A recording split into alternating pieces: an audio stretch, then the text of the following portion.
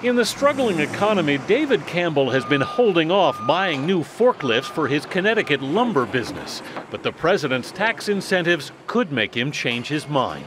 We're still being very cautious, and we don't really want to be replacing a lot of equipment. So this might tip the scale on some of our purchases. The Obama proposal would allow companies to immediately write off 100% of any new investments in plants and equipment through next year. Businesses can currently write off those investments, but only over a 3 to 20-year period. So this would allow them to keep more cash in what the administration says would amount to a $200 billion tax cut affecting 1.5 million businesses. Does this kind of stimulus have immediate effect? It can, if we can get it passed quickly. Economist Ellen Zentner says it could provide a critical boost to a fragile economy. Right now, business investment spending is accounting for about 7 to 10% of economic growth. That's not chump change. Even conservative economists embrace the idea. He should have proposed this right at the very beginning. Kevin Hassett of the American Enterprise Institute says the incentives could add as much as 10% to equipment spending, or about $100 billion. More importantly, he says, it could change the national mood. I think at some point Americans are going to finally accept that the worst is behind us and that we're ready to boom again. And this is the kind of proposal that could change the psychology and create the positive momentum we need to really get out of this malaise.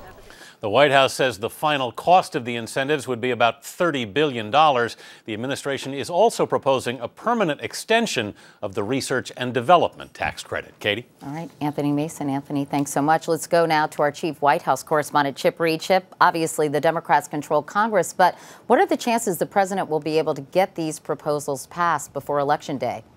Well, Katie, I've spent much of the day making calls on Capitol Hill, and I have not been able to find a single person in either party who believes there's a realistic chance of passing this package of tax cuts before Election Day. Republicans say the problem is the president waited too long to propose it. Now that they're in the heat of election season, the two parties are at each other's throats, and they're not talking about bipartisan cooperation. It's not impossible, but very, very unlikely they would pass this before Election Day. And Chip, it looks like the Democrats are in big trouble. They could lose the House, and now there's even talk about possibly losing the Senate.